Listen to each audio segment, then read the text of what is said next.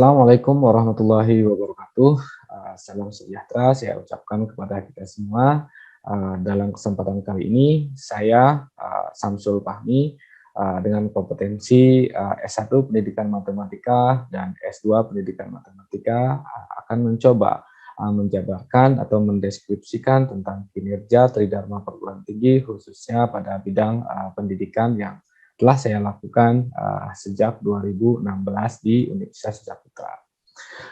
Sejak bergabung di Universitas Saputra pada tahun 2016, saya ditempatkan pada program studi S1 Teknik Informatika dan mengampu mata kuliah fokus adalah kalkulus dan statistika probabilitas. Dalam kesempatan kali ini, saya akan mencoba menjelaskan tentang apa saja yang saya ajarkan dan selama 2016 sampai saat ini. Sejak 2016, saya telah mengampu beberapa mata kuliah, baik di program studi S1 Teknik Informatika maupun di program studi lain, dan alhamdulillah sejak 2018, Universitas Saputra telah menambah program studi yang tentunya sesuai juga dengan kompetensi inti saya, yaitu program studi pendidikan guru sekolah dasar, di mana pada program studi tersebut saya mengampu pendidikan matematika dan statistika pendidikan. Nah, jadi secara keseluruhan saya telah mengajar di Universitas Saputra itu mata kuliah kalkulus, algebra linier, pendidikan matematika yang terdiri dari matematika kelas rendah dan kelas tinggi, statistika penelitian pendidikan, dan matematika diskrit. Nah, namun dari keseluruhan mata kuliah yang saya ambil tersebut, yang saya jadikan fokus utama baik di dalam kegiatan pengajaran, penelitian, dan pengabdian saya adalah kalkulus, pendidikan matematika, dan statistika. Nah, dalam kesempatan kali ini, saya akan mencoba menjelaskan tentang matematika, tentunya karena memang mata kuliah kalkulus hanya diajarkan pada semester genap. Jadi, dalam kesempatan kali ini, secara lebih luas, saya akan menjelaskan tentang pendidikan matematika yang saya ajarkan pada program studi S1 PGSD Universitas Saputra.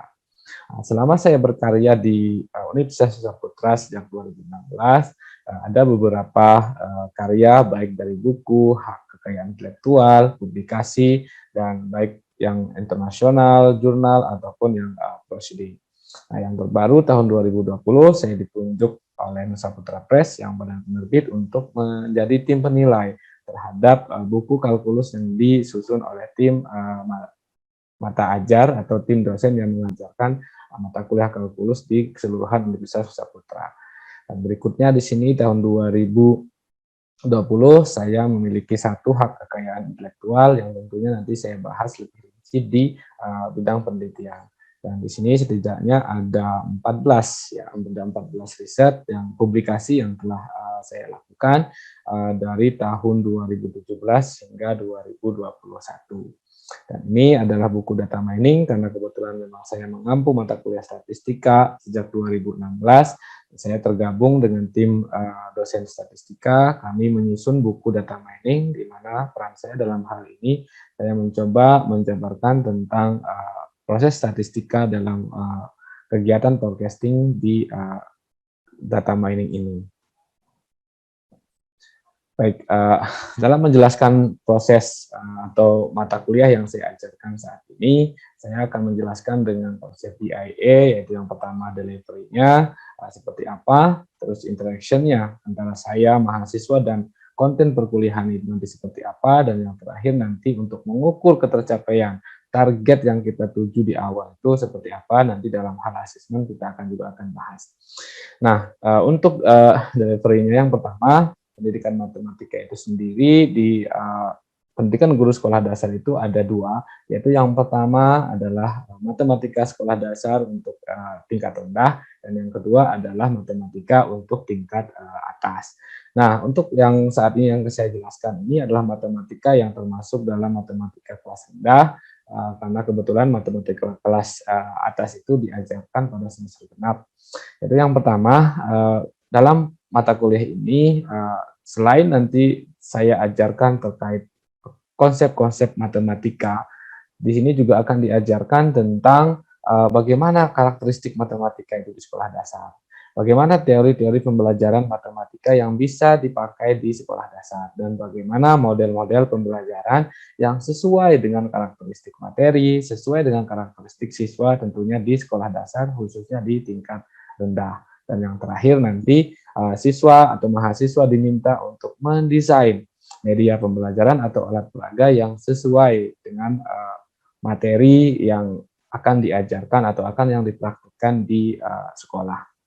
Nah, selain itu juga tentunya di sini juga diajarkan tentang konsep-konsep dasar, bilangan bulat, KPK dan FPB, pecahan, pecahan desimal, persen, dan perbandingan. Nah, sebenarnya untuk geometri bangun datar ini tadinya ada di matematika untuk kelas tinggi. Cuman karena memang beberapa keluhan dari pengguna sekolah atau pihak industri yang sering kita berkoordinasi mengeluhkan bahwa mahasiswa itu masih belum mengetahui konsep dasar, sehingga kami coba menarik geometri bangun datar ini ke matematika tingkat rendah supaya mereka siap nanti untuk melakukan kegiatan praktikum di sekolah, karena program studi pendidikan guru sekolah dasar ini melakukan praktikum sejak semester pertama untuk mahasiswanya, sehingga ini menyesuaikan kebutuhan industri khususnya yang tempat kita sering melakukan praktikum.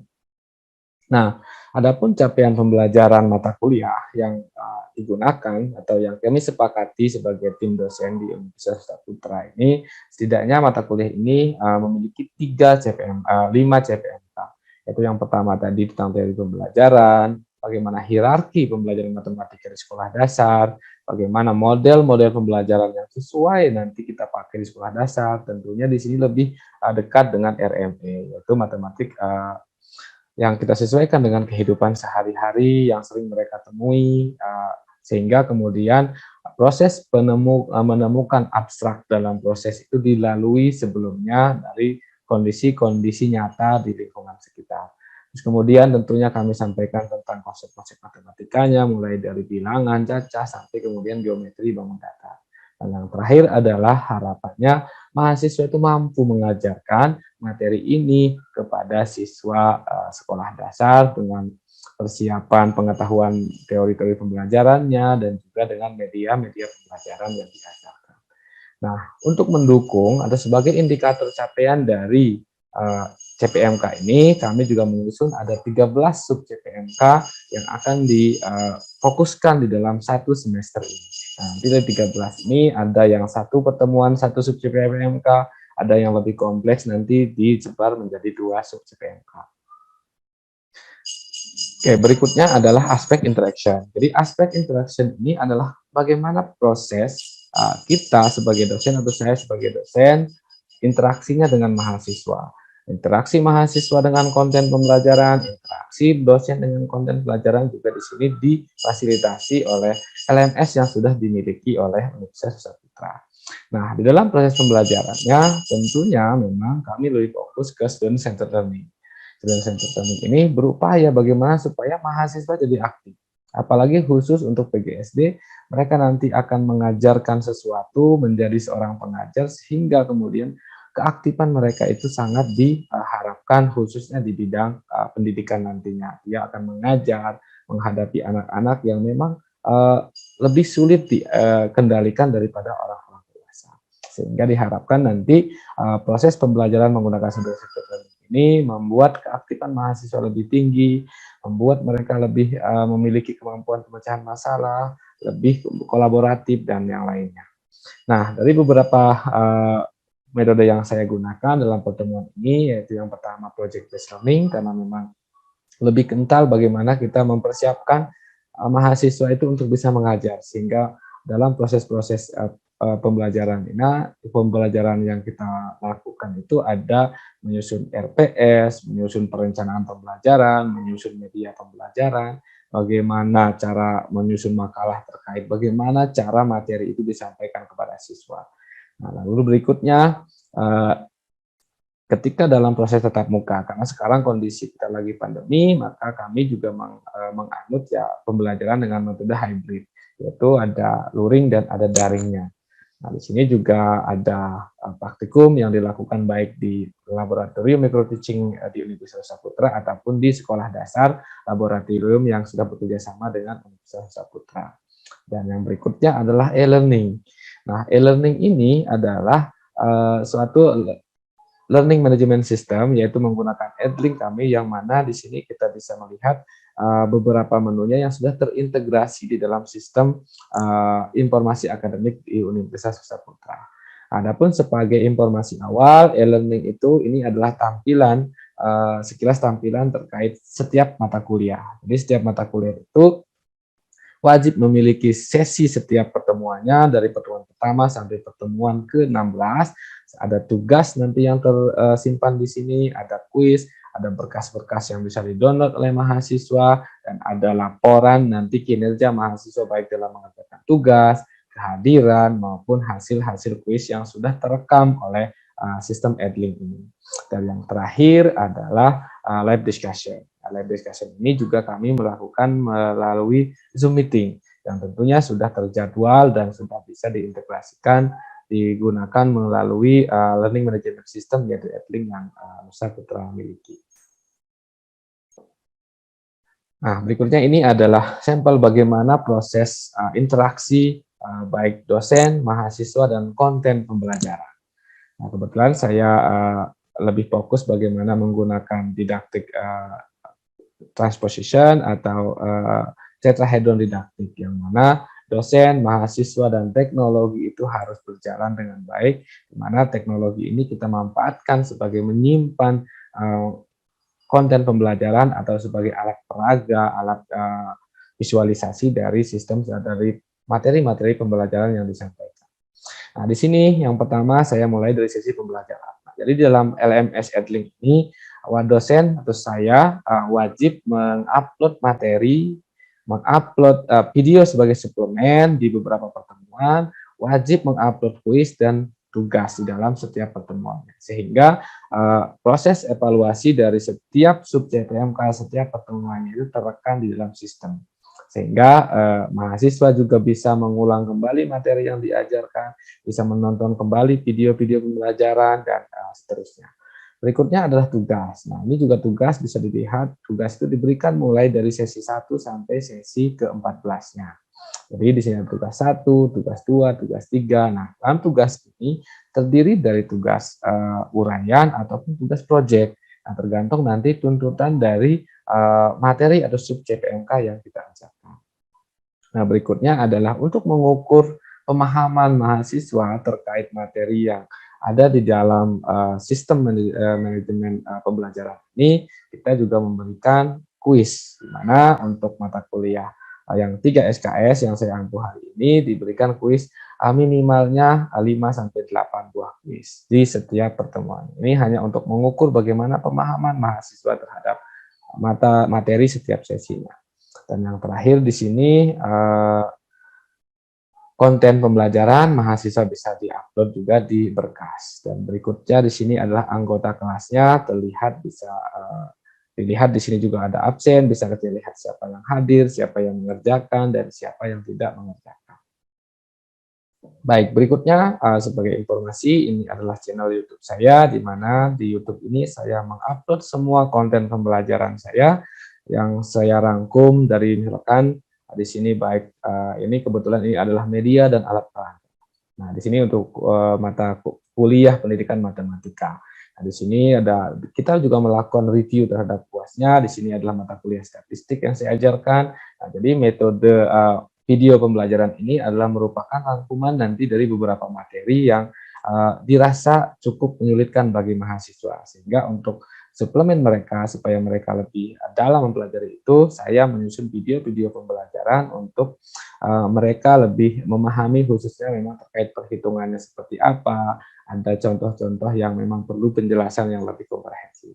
Nah, ini adalah beberapa video, dan yang berikutnya adalah ini adalah sekilas tentang isi dari setiap pertemuannya. Jadi dari setiap pertemuan itu wajib ada lecture note-nya, biasanya di sini nanti diisi dengan PowerPoint atau nanti materi pembelajarannya.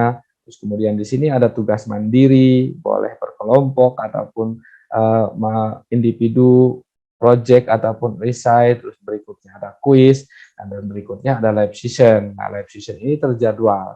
Jadi tidak setiap pertemuan, tetapi nanti dilakukan setiap 3 kali pertemuan.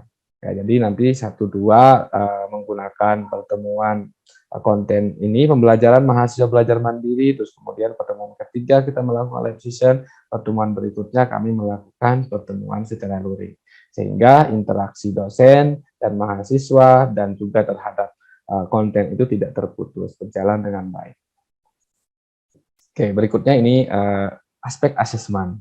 Yang terakhir adalah aspek asesmen. Jadi asesmen itu tentunya yang tadi berkaitan dengan yang saya sudah jelaskan sebelumnya, yang mana di setiap pertemuan itu kami atau saya telah membuat kuis pembelajaran dari setiap sesinya. Ini tentunya bisa mewakili dari setiap sub CPMK yang sudah ditetapkan, sehingga kemudian tidak setiap sub CPMK itu terukur dengan kuis dan dengan tugas yang dikumpulkan oleh mahasiswa setiap sesinya. Nah, dan berikutnya adalah laporan. Nah, dalam laporan yang ada di dalam LMS, di sini terlihat interaksi mahasiswa dengan konten pembelajaran. Siapa yang paling sering mengakses konten pembelajaran, siapa yang pernah mendownload pembelajaran, siapa yang jawabannya bagus di dalam kuis, dan siapa yang telah mengumpulkan tugas, semuanya sudah terekam di dalam LMS Edlink ini, sehingga memudahkan tentunya bagi kita, bagi saya sebagai dosen untuk melakukan rekapitulasi terhadap kinerja mahasiswa selama berkuliah. Nah, tentunya tapi dari pertemuan pertama kami sudah menyampaikan RPS ke mahasiswa, sehingga apa yang akan disampaikan dari pertemuan pertama sampai pertemuan 16, apa yang menjadi fokus penilaiannya, mahasiswa sudah disampaikan pada pertemuan pertama. Mana pada sesi pertama saya melampirkan RPS yang bisa diakses dan bisa di-download oleh mahasiswa. Nah, yang tadi adalah proses penilaian harian atau mingguan kepada mahasiswa. Nah, ini saya jabarkan bagaimana proses penyusunan kisi-kisi, proses penyusunan UAS dan UTS. Nah, ini kurang lebih bagaimana cara yang saya lakukan di dalam melakukan pemetaan terhadap seluruh sub CPMK, memastikan seluruh sub CPMK memiliki soal untuk pengukurnya. Nah, di sini bisa dilihat setiap sub CPMK 1 sampai sub CPMK 7. Ini kebetulan pemetaan untuk yang UTS, dan ini juga berlaku pemetaan untuk yang UAS. Nah, jadi soalnya bisa melakukan soal objektif, kebetulan soal UTS waktu itu saya melakukan soal dengan soal objektif atau multiple choice, dan kemudian soal uraian. Nah, jadi kurang lebih dalam proses evaluasi ini saya menyusun seperti ini, sehingga setiap sub CPMK itu terukur dengan baik. Nah, ketika nanti ada mahasiswa yang tidak lulus, tentunya kami juga melakukan usaha melalui perbaikan-perbaikan. Nah, yang dilakukan perbaikan tidak kepada keseluruhan sub CPMK, tetapi kepada khusus sub CPMK yang mahasiswa tidak lulus. Sehingga dalam proses perbaikan itu sendiri, mahasiswa bisa lebih fokus belajar untuk mencapai target dari sub CPMK itu, sehingga mereka bisa lebih fokus. Terakhir, yang bisa saya sampaikan dalam kesempatan kali ini terkait mata kuliah yang saya ajarkan, yaitu pendidikan matematika. Nanti dalam lampiran dari video ini juga akan dilampirkan terkait video pembelajaran atau proses live session yang dilakukan oleh saya dengan mahasiswa menggunakan materi geometri bangun ruang yang dilakukan pada pertemuan ke-12. Dan pertemuan ke-13, ke-14, dan ke-15 nanti proses melakukan mendesain media dan alat peraga, dan proses sesi ke-14 dan ke-15 itu nanti melakukan praktikum, mempresentasikan hasil yang disusun pada perencanaan pembelajaran, pada media-media pembelajaran yang disusun. Itu saja yang dapat saya sampaikan dalam kesempatan kali ini, semoga bermanfaat. Sekian, wassalamualaikum warahmatullahi wabarakatuh.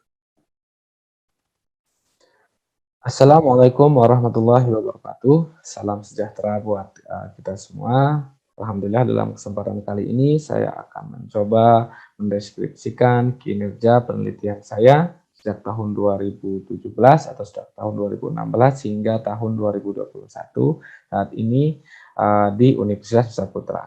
Saat ini saya aktif sebagai dosen di Universitas Saputra dengan di program studi S1 Teknik Informatika dan juga aktif mengajar di program studi Pendidikan Guru Sekolah Dasar Universitas Nusa Putra. Nah, untuk lebih mempermudah dalam proses penjelasan, saya akan menampilkan roadmap penelitian saya. Nah, jadi roadmap penelitian unggulan saya atau target utama dari penelitian saya yang sejak dilakukan dari tahun 2018 sampai tahun 2023 nantinya diharapkan saya bisa menghasilkan produk buku ataupun teknologi atau bisa dikatakan buku yang di dalamnya juga ada teknologi pembelajaran sehingga kemudian memudahkan guru, mahasiswa, siswa ataupun dosen di dalam proses pembelajaran matematika itu sendiri. Nah, kenapa itu diperlukan? Karena memang matematika tentunya adalah salah satu mata pelajaran atau mata kuliah yang sifatnya sangat abstrak, sehingga membutuhkan peran teknologi untuk melakukan visualisasi dari kondisi-kondisi abstrak atau materi-materi abstrak matematik. Nah, di dalam peta jalan riset mandiri ini, saya membagi menjadi 3 bagian, yaitu yang pertama adalah tahap pencarian informasi, yang kedua tahap penyusunan kerangka-kerangka, dan kemudian tahap penyusunan dari target produknya. Nah, dalam hal ini, tahap pencarian ini saya bagi menjadi 2 kelompok, yaitu yang pertama pada kelompok yang pertama adalah melakukan pencarian terkait kondisi-kondisi umum masyarakat, kondisi-kondisi umum pendidikan, kondisi-kondisi konten-konten pembelajaran matematika yang sudah dipakai saat ini baik di nasional maupun internasional. Nah, hal ini diharapkan sebagai informasi awal bagaimana saya menyusun produk yang sesuai dengan kebutuhan masyarakat dan sesuai dengan perkembangan zaman. Nah, berikutnya pada sisi kanan di sini mencoba mencari apa yang dilakukan oleh ahli-ahli matematika atau para peneliti matematika saat ini, yaitu melakukan apa pendekatan yang mereka gunakan, apa metode pembelajaran yang bagus, apa teknologi pembelajaran dalam proses pembelajaran matematika yang sedang dipakai. Sehingga kemudian tentunya nanti produk akhir ini sudah sesuai dengan apa yang dilakukan, apa kekurangan-kekurangannya kita sempurnakan, dan tentunya pertimbangannya apa yang dibutuhkan baik masa kini ataupun masa yang akan datang.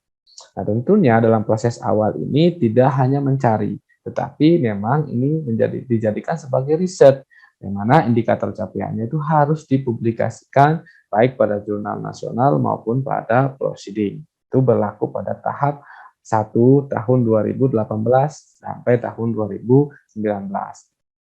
Nah, pada tahap kedua yaitu tahun 2020 sampai 2021 di sini mulai lebih mengerucut, yaitu yang mana di sini melakukan analisis apa yang sudah didapatkan di informasi awal tadi terkait bagaimana kondisi masyarakat, apa teknologi apa yang sedang digunakan, pendekatan atau metode apa yang digunakan dalam proses belajar matematika.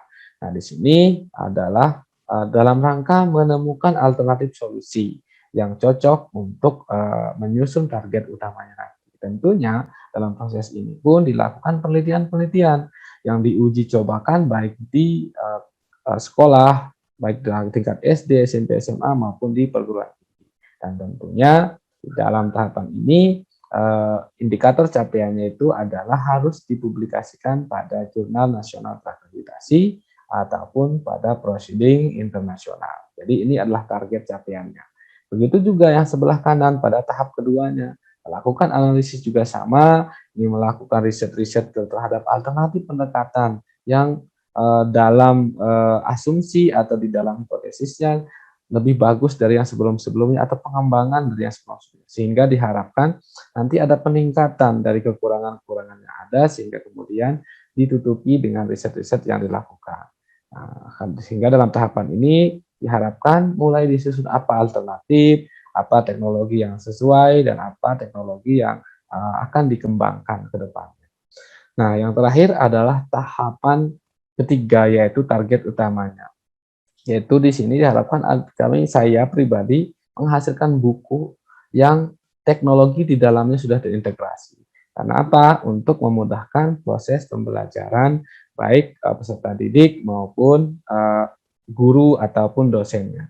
Dan tentunya di sini diharapkan sebagai target utamanya selain bukunya sudah ada dan teknologinya sudah dibuat, tentunya diharapkan ada publikasi jurnal pada internasional berprestasi. Tentunya ini adalah sebagai pengakuan terhadap apa yang saya lakukan, apakah sudah sesuai dengan standar internasional ataupun tidak. Dan berikutnya, untuk menjaga hak kekayaan intelektual, maka buku tersebut atau produk yang diharapkan ini tentunya nanti akan diajukan hak paten ataupun hak cipta.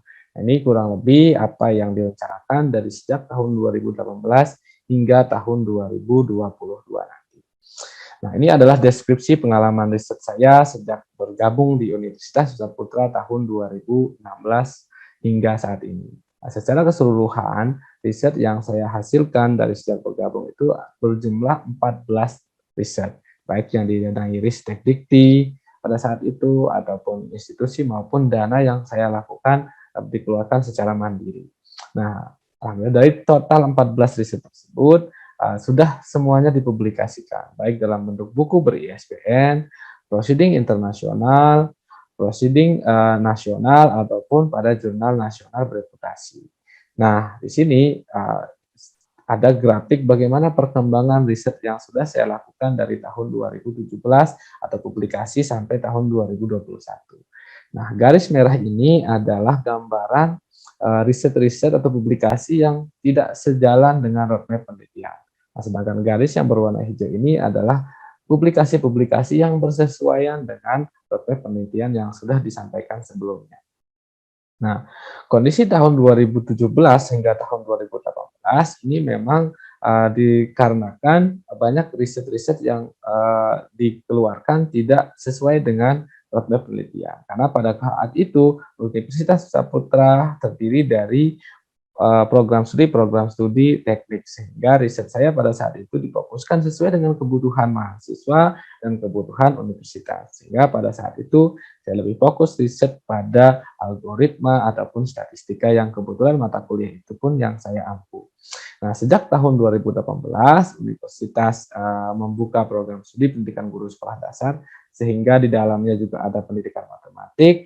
Nah, mulai dari saat itu saya mulai fokus mengarahkan riset-riset saya sesuai dengan roadmap dan sesuai dengan kompetensi yang saya miliki.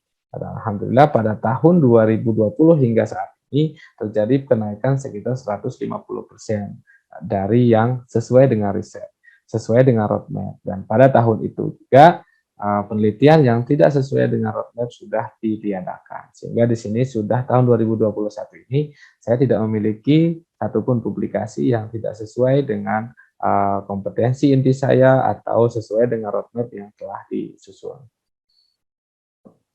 Berikutnya adalah beberapa karya yang saya miliki sejak tahun 2017 sampai saat ini. Yang terbaru adalah di sini tentunya saya ditunjuk sebagai penilai dari buku yang disusun oleh tim dosen kalkulus di Universitas Nusa Putra. Nah, saya ditugaskan oleh Nusa Putra Press untuk menilai buku ini, bagaimana kelayakan, bagaimana konten, dan seterusnya. Nah, dan yang berikutnya adalah saya juga memiliki satu hak kekayaan intelektual, dari tentunya dari hasil riset yang telah dilakukan. Nah, dan ini pada tahun 2020, karena pada saat itu juga saya tergabung di dalam grup dosen statistika pada saat dan data mining pada saat itu, sehingga di sini kami menyusun buku, dan di sini saya coba menyusun tentang statistika, bagaimana peran statistika dalam melakukan forecasting, khususnya memang di bidang sistem informasi dan teknik informatika. Nah, dan sejak tahun 2017 di sini kurang lebih sekitar ada 14 riset yang sudah dipublikasikan yang terkait banyak tentang statistika dan pendidikan matematik. Nah, dari keseluruhan riset ini ada publikasi yang terindeks Scopus, ada yang jurnal nasional terakreditasi, dan jurnal nasional lainnya. Nah, tentunya diharapkan pada tahun 2021 ini terjadi cukup peningkatan yang signifikan. Di sini 2021 saya melakukan publikasi sebanyak 4 publikasi, yang kaitannya tentang pendidikan, yang mana sesuai dengan roadmap yang tadi sedang melakukan formulasi-formulasi yang tepat untuk menyusun matematika, bagaimana mengajarkan matematika ke depan. Nah, berikutnya, publikasi yang dijadikan dasar pengembangan inovasi dan kegunaan serta konsistensinya. Nah, publikasi yang saya jadikan sebagai titik tolak atau yang saya unggulkan dalam keseluruhan kinerja penelitian tadi adalah meningkatkan kemampuan matematika reasoning dan dalam pembelajaran matematika di sekolah menengah menggunakan discovery learning. Nah, ini secara dampak memang ini saya publikasikan di jurnal nasional, cuman ini saya jadikan sebagai unggulan karena ini yang mengubah arah penelitian saya. Sehingga dari sejak saat ini saya mulai memfokuskan penelitian saya dalam bidang pendidikan dan dalam bidang pendidikan matematika. Nah, sehingga saya menemukan rancangan yang menjadi kerangka utama dari tahap 2021 ini sampai 2022 dan 2023. Sehingga target utama dari riset yang tadi saya sudah susun akan tercapai. Nah, jadi untuk kegunaan sendiri dari penelitian yang sudah saya sampaikan ini yaitu tentang kemampuan mathematical reasoning, yaitu yang seperti yang kita ketahui saat ini ada terjadi tren terkait keterampilan abad 21, di mana keterampilan abad 21 itu paling tidak memiliki ada 4 kelompok kemampuan, yaitu kelompok kemampuan critical thinking dan problem solving, ada kemampuan creativity dan communication, dan ada kemampuan kolaboratif. Nah, di sini tentunya memang diharapkan bagaimana siswa berperan aktif di dalam proses berpikirnya. Nah, makanya di sini sangat berkaitan tentang matematika reasoning dan proses discovery learning. Jadi, kemampuan-kemampuan yang diharapkan dari keterampilan abad 21 ini tentunya sangat erat kaitannya tentang bagaimana proses mahasiswa melakukan penemuan-penemuan dalam proses pembelajaran dan bagaimana tentunya menggunakan penalaran untuk bisa mencapai critical thinking dan problem solving. Nah, ini untuk aspek kegunaan. Sehingga kemudian dari dasar riset ini saya lanjutkan untuk melakukan penelitian lanjutan terkait STEM. STEM ini adalah Science, Teknologi, Engineering, Art, dan Matematika. Nah, dari penelitian ini tentunya dari hasil literatur review yang saya dapatkan, ini cukup sesuai dengan target skill yang diharapkan pada tahun 2020 abad 2020 abad 21. Nah, jadi sehingga kemudian aspek inovatifnya adalah ada kebaruan terkait pendekatan atau metode pembelajaran dan ada kebaruan perubahan terhadap teknologi dan dari sistem pembelajaran yang menggunakan art atau menggunakan seni, sehingga diharapkan dari beberapa riset yang sudah dilakukan tentunya STEM ini cukup bermanfaat untuk anak di masa yang akan datang karena diajarkan tentang ilmu pengetahuan, diajarkan tentang teknologi, diajarkan tentang seni, matematik, dan tentang teknik itu sendiri. Nah, ini sangat cocok dari riset awal sehingga kemudian saya mulai menyusun kerangka penelitian yang disusun pendukung untuk STEM itu sendiri. Yaitu yang pertama saya menggunakan pendekatan teknological pedagogical content knowledge atau PPACK, di mana di sini gabungan antara teknologi dengan kemampuan mengajar, yang kemudian dilanjutkan tentang aspek STEM di sini, yaitu ada sainsnya, teknologi, engineering, dan art. Tentunya matematik tidak masuk karena itu menjadi fokus dari kajian saya dalam riset. Nah, dalam kegiatan roadmap kali ini, saya sedang melakukan 2 riset dalam waktu yang bersamaan, tentunya untuk mendukung apa yang disusun. Yaitu yang pertama adalah saya sedang melakukan riset tentang bagaimana integrasi art di dalam proses pembelajaran. Kenapa memilih art? Tentunya art ini adalah sebagai aspek baru dari STEM itu sendiri. Di mana STEM ini dulu asalnya dari STEM saja, yaitu tanpa art, sehingga kemudian menyulitkan bagi para dosen atau para guru untuk bagaimana sebenarnya implementasi atau integrasi art di dalam proses pembelajaran, khususnya dalam pembelajaran matematika. Sehingga dalam kesempatan kali ini saya mencoba mendalami apa yang dilakukan oleh peneliti-peneliti internasional yang kredibel, dan kemudian saya mencoba menyusun dan mengimplementasikan dalam sebuah riset, yaitu dalam hal ini saya melakukan riset pada materi lingkaran yang saya coba kaitkan dengan batik yang memiliki motif-motif lingkaran. Sehingga di sini proses integrasi art itu menguatkan kemampuan matematik sekaligus menguatkan kemampuan seni atau siswa dilatih untuk menjadi berpemikiran maju tetapi tidak melupakan asal usul kita, tidak melupakan kesenian-kesenian yang ada di dalam kultur atau budaya kita. Dan yang kedua adalah untuk memperdalam pengetahuan. Tentunya terkait STEM ini, saya melakukan riset menggunakan metode systematic data review. Nah, ini untuk melakukan analisis bagaimana pengaruh STEM ini terhadap pembelajaran matematik dalam kaitannya bagaimana peningkatan terhadap kemampuan abad 21. Sehingga ini menjadi gambaran umum apa yang akan dilakukan dalam penyusunan buku yang terkait tentang teknologi dan STEM. Karena melakukan kajian-kajian khusus sehingga dari ketika disatukan menjadi sebuah produk yang memiliki dasar yang cukup kuat. Jadi untuk aspek konsistensi dan kontinuitas dari roadmap atau dari riset yang sebelumnya sudah dilakukan. Nah, dan aspek konsistensi tentunya adalah tingkat penggunaan metode penemuan ini dalam proses penelitian. Nah, tentunya metode penemuan ini menjadi aspek yang sampai saat ini masih sering kita gunakan atau masih sangat dibutuhkan baik dalam proses metode project based learning, dalam metode pendekatan student centered learning, problem based learning ataupun dalam case based learning. Sehingga kemudian ini menjadi aspek konsistensi yang perlu terus diingat bahwa proses penemuan itu tidak boleh hilang di dalam pendidikan karena dalam proses penemuan ini ingatan akan semakin kuat dan keterbiasaan untuk menyelesaikan suatu permasalahan itu dimulai dari kemampuan-kemampuan bagaimana mahasiswa atau siswa mencoba mencari sendiri ilmu pengetahuan. Apalagi dengan kondisi hari ini, teknologi sudah cukup maju sehingga sumber-sumber ilmu pengetahuan sudah cukup terbuka lebar. Sehingga kemampuan dari metode yang diharapkan dari metode penemuan ini bisa cukup sekali didukung oleh perkembangan zaman saat ini. Nah, mungkin ini saja yang dapat saya sampaikan dari roadmap dan riset unggulan yang sudah saya lakukan dan sedang saya lakukan hari ini. Semoga menjadi informasi yang bermanfaat. Sekian, Assalamualaikum warahmatullahi wabarakatuh. Salam sejahtera buat kita semua. Dalam kesempatan kali ini,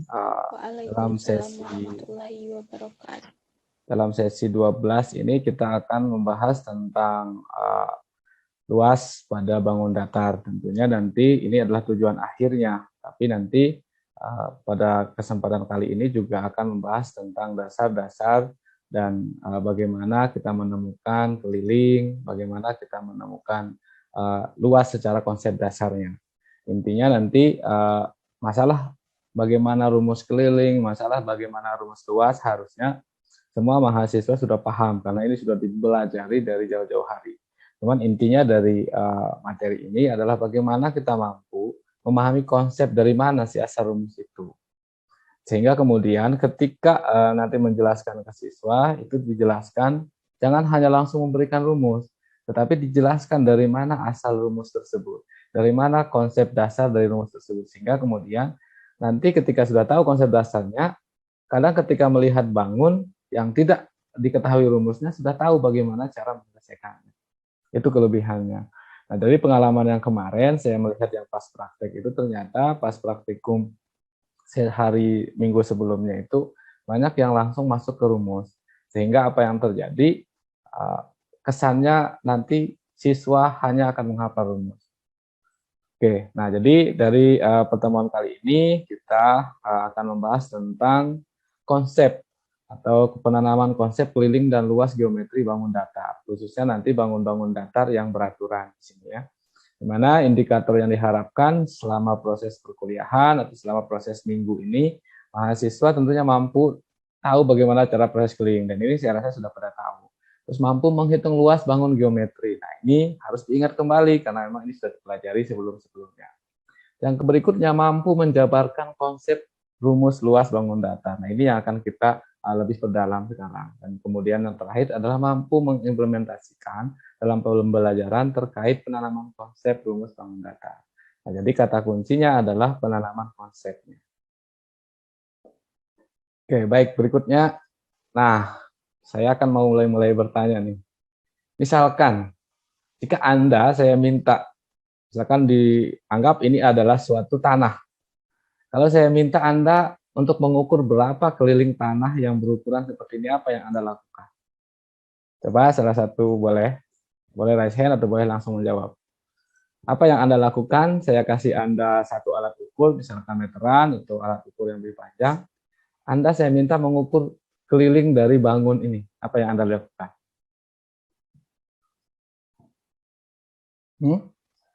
Coba salah satu menjawab. Saya ingin Anda mengukur kelilingnya, berapa sih keliling tanah saya, misalkan. Boleh? Masa keliling nggak bisa diketahui? Atau misalkan jangan yang inilah, yang ini saja. Misalkan saya minta Anda mengukur keliling ini, gimana cara melakukannya? Misalkan saya kasih, gimana? Coba, silahkan Desi. Dengan mengetahui panjangnya, lebarnya, dan tingginya. Ya, jadi artinya kan saya kasih alat ukur atau meteran. Jadi artinya, misalkan kamu berdiri di sini, kan untuk mengetahui panjangnya kamu akan jalan keliling ke sini, terus kemudian ke sini, ke sini, ke sini, ke sini, ke sini, ke sini, dan ke sini. Nah, jadi kamu akan kembali ke dari mana awal kamu mulai mengukur tadi, ya itulah kelilingnya. Ya, jadi kalau tanah ini gimana caranya? Sama atau berbeda? Sama. Sama ya. Dari titik awal kembali lagi ke titik awal lagi. Ya, memang seperti itu ya. Jadi keliling itu adalah ya luas panjang dari pinggir-pinggir ini yang menutupi suatu daerah bangun datar. Jadi itulah yang namanya keliling. Misalkan di sini ada garis ke sini ya, ini tidak perlu diukur. Yang kita ukur adalah garis-garis terluarnya saja yang membatasi bangun datar tersebut. Ya, jadi itu yang harus disampaikan nanti ke anak. Jangan langsung rumus keliling segitiga, rumus keliling persegi 4. Nanti ketika dikasih tanah seperti ini bingung. Oh, ini nggak ada rumusnya. Padahal tinggal bawa alat ukur keliling-keliling ketemu rumus panjang keliling. Nah, jadi jangan sampai nanti mengajarkan langsung ke rumusnya. Itu ya. Nah, jadi bisa disimpulkan bahwa keliling itu adalah jumlah keseluruhan panjang sisi yang membatasi satu bangun. Jadi seluruhan kita jumlahkan saja ini tambah ini tambah ini dan seterusnya sampai kembali ke titik awal. Ini juga sama. Ini karena ini mungkin meliuk-liuk ya sama. Ini juga kembali ke titik awal. Ya. Jadi cara menjelaskannya nanti jangan langsung memberikan rumus. Jadi sebelum memberikan definisi atau sebelum memberikan rumus-rumus kita harus memberikan konsep dasarnya dulu. Jadi keliling adalah jarak perpindahan. Nah, dari titik lintasan awal sampai ke lintasan akhir. Nah, ini adalah bahasa yang cocok untuk yang terlihat tidak punya sisi. Padahal ini juga bisa dibilang ini adalah sisi atau pembatas dari suatu bangun datar. Oke, kita lanjutkan. Ini saya lewati dulu. Nah, oh ya, saya ulangi yang tadi ya. Ini itu adalah konsep keliling. Oke. Misalkan ya, nah ini adalah menjadi tugas nanti ya. Saya akan berikan ke kalian nanti tugas. Ini akan dikumpulkan dengan proyek yang sebelumnya. Jadi menentukan keliling lingkaran untuk menemukan nilai pi. Nah, keliling lingkaran tentunya akan seperti biasa kalau kalian menemukan suatu lingkaran, satu benda yang bentuknya lingkaran, Anda tinggal ukur aja pakai benang atau pakai apapun, berapakah keliling dari lingkaran tersebut atau berapakah misalkan tutup botol, gelas atau apapun. Nah, nanti kalian coba sebutkan di sini nama bendanya apa, misalkan tutup botol aqua, di sini gelas, di sini misalkan apa namanya jam dinding, di sini misalkan roda mobil atau roda motor. Nah, yang bentuknya memang mendekati bulat sempurna ya, jangan yang lonjong-lonjong, nanti tidak akan ketemu ya apa namanya konsep dasarnya. Nah, jadi isikan nanti 4 di sini benda, lalu kemudian ukur diameternya. Diameter tahu kan? Coba ada yang masih ingat nggak diameter? Jangan-jangan udah pada lupa. Apa diameter lingkaran itu? Dari mana ngukurnya? Itu misalkan saya di sini tidak bisa divisualisasi ya. Jadi diameter itu adalah dari jarak dari ujung ke ujung, tetapi yang membagi dua lingkarannya. Tadi tidak disempat dimasukkan ininya. Nah, nanti diameternya diukur berapa panjangnya, tapi yang persis membagi dua lingkaran. Jangan sampai di pinggir nanti tidak menjadi diameter. Lalu kemudian keliling. Nah, setelah itu nanti yang kalian lakukan adalah ukur apa namanya dibagi keliling lingkaran tersebut dibagi diameter. Nah, berapakah hasilnya? Nah, nanti ketika melihat hasil ini, kalau kalian mengukurnya dengan benar, harusnya nanti akan terjadi keunikan di sini ya. Akan terjadi keunikan misalkan dengan berbagai jenis benda yang Anda ukur, nanti di sini akan terjadi keunikan. Nah, disitulah nanti konsep Pi yang akan Anda temukan. Cuma di sini saya tidak akan bahas, ini nanti akan Anda temukan sendiri gimana konsepnya. Nah, sekarang karena tadi sudah tahu ya keliling itu artinya dari ujung ke ujung. Nah, misalkan sekarang konsepnya adalah luas, kita lari ke luas. Nah, contoh seperti ini misalkan. Bagaimana cara kita membimbing siswa menghitung luas daun seperti pada gambar di samping? Nah, ini kan daun nih. Kalau Anda cari rumus luas daun ini nggak ada. Bangun datar yang beraturan itu yang memiliki bentuk seperti daun ini. Nah, apa yang dilakukan? Bisa bermacam-macam. Contoh, kita tentunya kalau yang sifatnya seperti tidak beraturan, pasti kita akan menggunakan nilai hasil akhir itu menggunakan nilai pendekatan, tidak persis sama. Contoh apa yang dilakukan, misalkan seperti ini. Siswa diminta meletakkan daun tersebut di kertas yang berpetak, yang memiliki anggaplah setiap petaknya itu adalah satu satuan luas. Nah, jadi nanti dari jumlah petak-petak ini berapa yang tertutupi oleh daun ini itu dihitung satu. Kalau misalkan yang tidak tertutupi maka itu jangan dihitung. Jadi contoh misalkan ini ada kotak kecil nih. Jadi yang besar ini berarti 4, yang kecil-kecil ini misalkan yang ini nih kecil tidak tertutupi boleh ini diabaikan. Nah, yang dihitung ini lebih dari setengah ini diambil. Ini diambil dan terus saja semua. Nah, jadi nanti siswa itu bisa diminta berapakah apa namanya jumlah segi 4 atau jumlah persegi yang ditutupi oleh daun tersebut. Nah, misalkan ada 10, ya udah berarti misalkan satuannya 10 mm, berarti ya apa namanya luasnya adalah 10 mm persegi. Atau misalkan satuan setiap kotak itu 1 cm persegi, ya udah berarti 1 cm kali 10 berarti 10 cm persegi.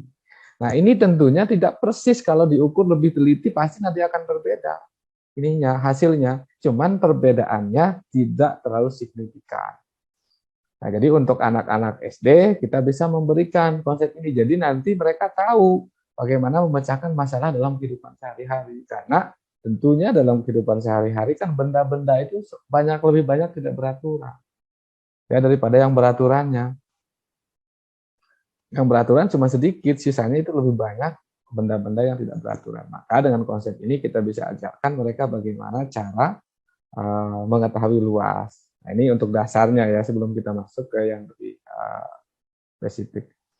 Oke, misalkan, jadi ingat ya, dasar dari rumus dari luas seluruh bangun itu biasanya menggunakan konsep persegi atau persegi panjang. Itu sebagai dasarnya. Nah, jadi nanti bisa saya akan memberikan bagaimana proses ininya. Oke, Anda bisa melihat di sini misalkan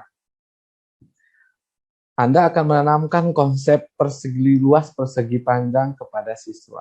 Nah, seperti tadi bisa menggunakan kertas petak yang ukurannya persis sama. Biasanya nanti kan anak SD harus punya itu dalam belajar matematik. Nah, jadi misalkan Anda bisa contohkan saja atau misalkan bawa di papan tulis atau menggunakan PowerPoint. Jadi ada 2 buah persegi digabungkan, inilah yang digariskan sebagai persegi panjang. Kesininya cuma 1 dan kesininya cuma ada 2. Jadi bagaimana cara menghitung luasnya? Tinggal dihitung saja berapakah jumlah kotak itu. Jadi misalkan ada 2, ya udah berarti luasnya pasti adalah 2 dengan satuan luas. Ya, begitu juga misalkan di sini ke bawahnya, ke sampingnya 1, 2, 3, ke atasnya ada 2, 1, 2. Bagaimana menghitung luasnya?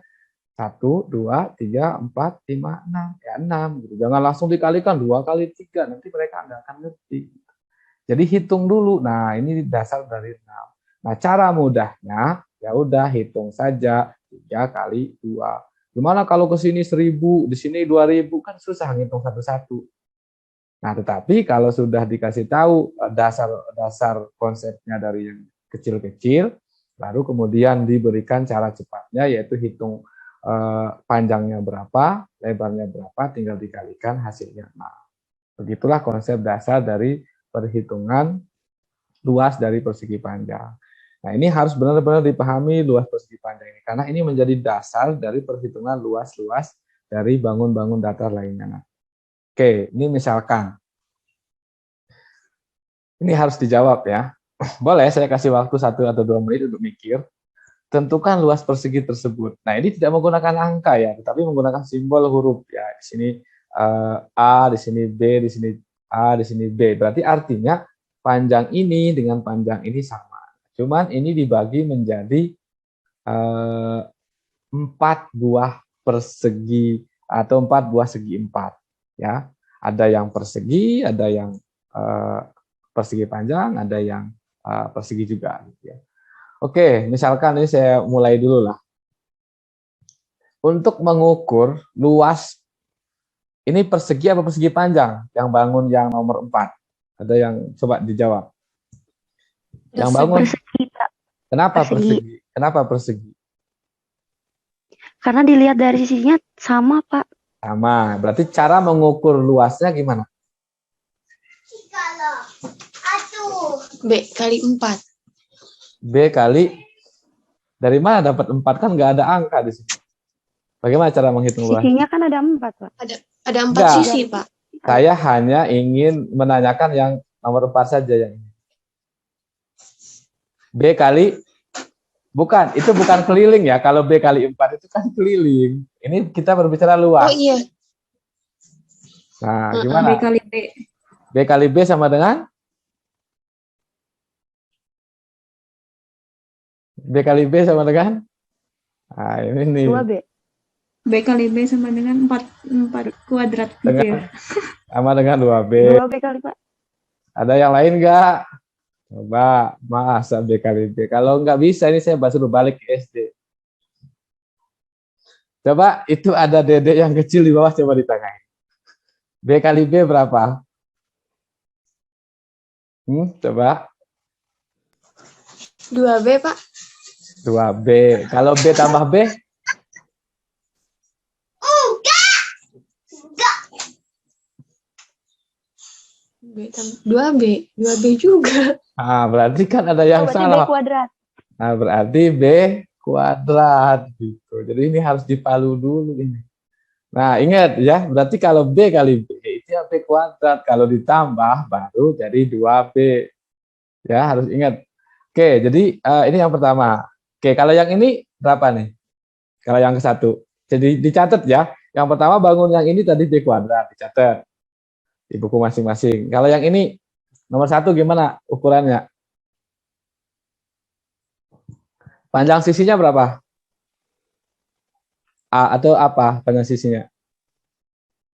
A kali A. A kali A berarti? A kuadrat.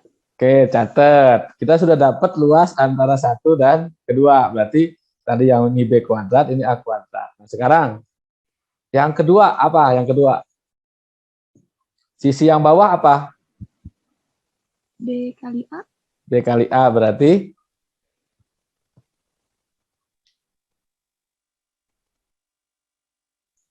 B kali A berarti? Nah, ini nih banyak lupa ini. B kali A berarti?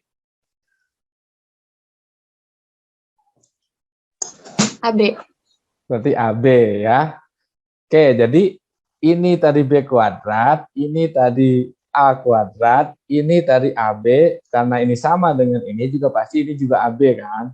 Nah, berarti tinggal dijumlahkan saja luas dari persegi ini, berarti A kuadrat ditambah B kuadrat ditambah AB tambah AB jadi 2B. Apa AB 2 AB. tambah AB, 2AB. Ya, ini saya kayak ngajar anak jadinya ya. Oke, jadi nggak apa-apa. Nah, ini nih ya. Nah, jadi sebelum kita ngajarin lebih luas, itu tadi satu-satu dulu. Luas 1 tadi A kuadrat, luas keempat B kuadrat, luas kedua AB, luas ketiga AB, ini dijumlahkan jadi 2AB. Ini dapat. Ini hanya ngetes saja.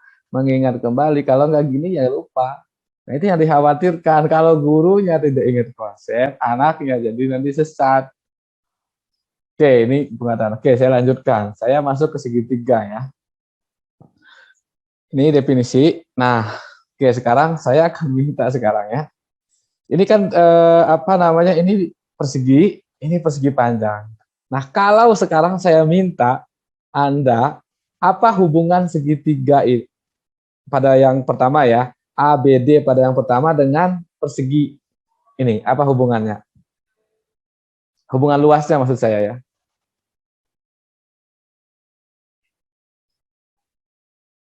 Kalau dibandingkan luas segitiga ini dengan luas persegi ini, gimana perbandingannya? persegi adalah 2 kali dari Jadi kalau segitiga. persegi itu setengahnya dari segi dia. Nah, setengahnya dari persegi atau persegi Persegi. panjang ini. Jadi nanti harus tahu. Jadi kalaupun kalian tidak tahu rumus dari segitiga, tinggal melihat dari konsep ini saja. Ya. Nah, jadi kalau sudah tahu berarti ini kan setengah dari persegi ya. Berarti tinggal Anda kalau rumus persegi kan ini misalkan AB kali BC. Berarti setengah kali AB kali BC. Nah, tetapi di dalam segitiga dia karena ada alas dan tinggi, makanya dia bilang setengah alas, setengah luas ABCD. Nah, ini awalnya kan ABCD. Nah, cuman tadi kan AB, terus AD. Nah, ini dikatakan alas, ini dikatakan tinggi. Cuman terserah mau pakai istilah alas atau tinggi tidak masalah. Mau menggunakan bayangan ini saja ya juga nggak masalah. Makanya karena konsep dasarnya adalah setengah dari luas ABCD. Sehingga asal muasal dari rumus segitiga setengah kali alas kali tinggi dari sini. Alasnya adalah ini, tingginya adalah ini. Paham? Jadi kalian tidak perlu menghafal rumus. Jadi kuncinya adalah ingetin persegi panjang aja. Coba aja mikir ke persegi panjang setiap lihat bangunan. Oke, ini saya coba. Nah, ini nih misalkan. Kira-kira bagaimana nih menurut Anda? Yang pertama lah ABC. Yang pertama nih, segitiga yang ini nih. Ini kan tadi saya tunjukkan apa namanya perseginya atau persegi panjangnya. Misalkan ini nih nggak kelihatan persegi panjangnya. Luas ABC adalah, boleh ngolet-ngolet aja dulu 1 menit. Oh, makanya saya minta tadi siapkan pulpen. Luas ABC. Tetap pikiran kalian itu harus ke sini gitu ya. Gimana caranya?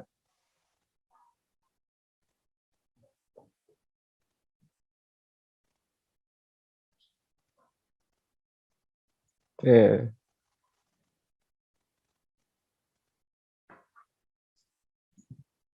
Boleh. Nanti ada yang ngecek yang ini, ada yang ngecek yang ini.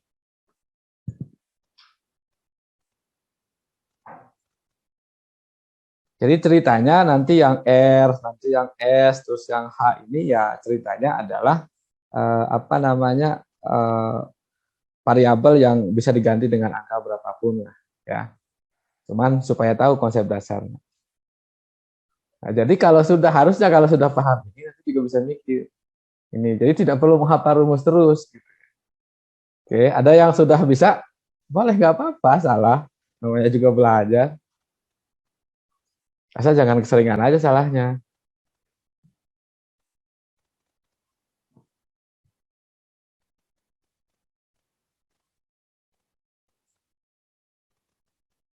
Ada yang sudah?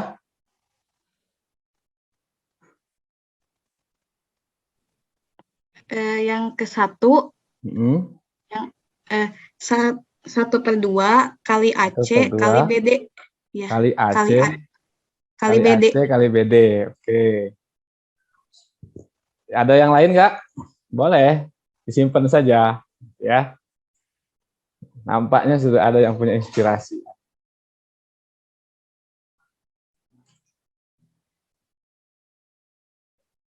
Oke, saya langsung saja, nanti bisa di sendiri ya. Oke, 1/2 alasnya apa? Alasnya AC. Tingginya apa? Kali BD. Nah, berarti sudah mulai paham kan? Jadi tidak perlu menghafal rumus, yang penting ingat konsep dasarnya, nanti juga akan ngalir sendiri rumusnya. Nah, ini juga sama. Nah, tentunya ini pasti kita menghitung ini dulu ya. Menghitung misalkan ini adalah IC gitu, terus kemudian setengahnya, tapi nanti kita akan mengukur ini itu berapa dari panjang yang X ini. Tingginya adalah H, alasnya adalah X. Jadi kita dibagi 2 itu yang sebagai pengurangnya. Ya, jadi konsep dasarnya pokoknya tetap seperti itu. Begitu juga jajar genjang seperti ini. Oke, jajar genjang seperti ini juga, ini tinggal kita pindahkan saja yang ini. Ini kita pindahkan ke sini, jadilah persegi. Nah, jadi tinggal panjang ini berapa, ini kan panjangnya sama dengan A, berarti A kali T. Ketemulah rumusnya. Ya, A kali T gitu ya. Jadi tidak perlu menghafal, artinya panjang ini dikali tinggi. Berikutnya misalkan belah ketupat, sudah sama belah ketupat, misalkan gini nih. Kita tinggal gabung saja ini yang, nah kayak gini nih. Yang ini kita pindahkan ke sini jadi ini. Ini pindahkan ke sini jadi begini. Dan jadilah dia persegi panjang. Kalikan panjang kali lebar, gitulah asalnya. Nah, cuman nanti lebarnya kan yang ini. Sedangkan tingginya kan berarti setengahnya kan, yang diambil setengahnya. Berarti panjangnya ini tetap sama, tingginya yang ini saja, berarti setengah dari ini. Nah, jadi itu asal rumusnya, makanya di sini setengah kali diagonal pertama. Setengah dari yang ini, baru kemudian dikali dengan yang datar. Itu konsep dasarnya. Ya, jadi nanti ketika ngajar itu jangan langsung ke rumus, tapi ajarkan konsep sehingga pemikiran orang itu kuat. Ketika sudah kuat, maka apa yang dilakukan? Menemukan bentuk bangun apapun tetap akan tetap akan bisa mencari solusi dari permasalahan. Jadi itu namanya problem solving. Kita ajarkan dulu dasarnya, baru dia bisa menerapkan ke apapun. Tapi kalau langsung ke rumusnya, menemukan sesuatu yang berbeda, bingung. Makanya selalu ada pertanyaan dari orang-orang yang belajar matematik, beda contoh dengan beda soal. Kenapa? Karena diajarkan bukan konsep dasarnya. Akhirnya bingung, ngeblank gitu ya. Ya, itu harus dibiasakan dalam pembelajaran. Kayak begini, ini hanya contoh saja. Kita tinggal buat jadi seperti ini. Jadilah dia persegi. Ya, dasarnya dari sini aja mikirnya gitu ya. Jadilah ini setengah B kali A. Gitu. Jadilah rumus seperti ini, asalnya dari sini. Jadi untuk mencari luas dari ini, Anda tidak perlu menghafalnya karena sudah ngeh, oh ini pindah ke sini, ini pindah ke sini, jadilah gabungan seperti ini. Beres urusan, ya. Nah, ini latihan mandiri, jadi nanti ini juga kalian mikir di rumah, gimana nih caranya rumus-rumus ini gitu ya. Jadi itu dulu yang paling penting, Anda pahami, jangan hafalin rumus saja, ngajarin ke anaknya nanti gitu. Sama, ini saya loncat, lingkaran juga sama. Lingkaran juga nanti dia akan berbentuk seperti persegi panjang juga gitu ya. Nah, jadi ujuk-ujuk ngasih luas lingkaran pi r kuadrat, keliling lingkaran 2πr, bingung anak orang ya. Nah, itu harus dibiasakan. Kalau tidak dibiasakan, ketika menemukan problem solving, permasalahan-permasalahan kehidupan sehari-hari, pasti tidak akan bisa anak-anak. Itu saya jamin ya, pasti tidak akan bisa. Kenapa? Karena memang dia tidak menguasai konsep dasar. Oke, dari yang saya jelaskan sampai ini latihan mandiri ya. Tadi latihan mandiri ada 3. Saya ulangi, ini tadi 1 ya. Tapi ini saya silangkan ya, 1. Ini nanti dicari ya, jajar genjang apa layang-layang. Nah, 2. Jadi cari nanti nih, gimana cara menemukan rumus ini. Coba dipoto gambarnya ya, dipoto. Saya ke sini dulu lah. Nah, ini dipoto, temukan gimana cara mencari luas. Nah, ini langsung saya ke sini. Coba ini dipoto, temukan bagaimana cara mencari luas. Ini saya cepat-cepat dulu ya. Aduh, kelewatan ya. Nah, ini juga ini saya tidak membuatkan jawabannya. Coba ini cari gimana cara mencari luas. Kalian kan sudah diketahui ini kurang lebihnya bagaimana ya gitu. Nanti cari. Nah, ini dikumpulkan nanti di dalam micro teaching yang akan dilakukan nanti ini harus sudah apa namanya? Ini harus sudah dikuasai. Jadi nanti micro teaching sebelum micro teaching kumpulkan dulu ini, jelaskan ke saya seperti apa konsepnya, lalu kemudian baru melakukan micro teaching. Ya, nanti untuk micro teaching dalam tugas yang kemarin, jadi untuk micro teachingnya itu kalian buat video pembelajaran, boleh audiensnya atau anak-anaknya adalah anak-anak langsung. Kalau menggunakan anak SD berarti anak SD yang kelas 6. Ya, kalau misalkan tidak ada di lingkungan, boleh sesama mahasiswa yang dikumpul, nanti satu yang membuat video. Jelaskan dari awal sampai mulai dari kegiatan pendahuluan, kegiatan inti sampai kegiatan penutup. Waktunya dari 10 sampai 15 menit. Bahasanya tidak harus kompleks, misalkan nanti bahasannya adalah bangun datar. Boleh hanya menjelaskan satu aspek saja dari bangun datar itu, misalkan rumus lingkaran misalkan. Ini yang akan Anda jelaskan. Ini saja cukup, tapi saya ingin melihat bagaimana proses pembelajaran yang Anda desain itu mulai dari pendahuluan, kegiatan inti, sampai kemudian penutupannya. Dan itu ingat harus sesuai dengan rencana pembelajaran yang disusun. Ya, jangan sampai metode pembelajarannya A, belajarnya dengan metode B. Ya, itu ya. Nanti durasi videonya itu sekitar 10 sampai 15 menit. Jangan sampai lebih dari itu. Lalu kemudian diupload di YouTube, linknya dikasihkan ke saya. Tetapi harus secara berkelompok ya. Maksudnya satu kelompok, satu link. Ya, cuman videonya bukan per kelompok, tetapi masing-masing. Ya, itu nanti disampaikan ke anggota kelompoknya. Satu video untuk satu masing-masing orang. Nanti kalau Anda nggak ngerti teknisnya, boleh Anda nanya ke mahasiswa kelas yang lain. Oke, ada yang mau ditanyakan nggak tentang materi atau ketemuan kali ini? Masalah tugas nanti kita bahas ya. Masalah materi gimana kira-kira? Apakah kalau ada yang sudah jadi guru, apakah Anda mengajarkan dengan cara yang benar? Kalau masih salah, maka kembalilah ke jalan yang lurus ya. Kenapa? Karena ya begitu nanti. Coba bayangkan, gurunya tidak tahu. Langsung aja baca buku, kasih rumus ke anaknya, nanti bingung. Akhirnya terjadilah perkalian dari orang-orang yang tidak tahu. Bingung nanti, makanya jangan sampai anak-anak, wah contohnya beda, soalnya beda.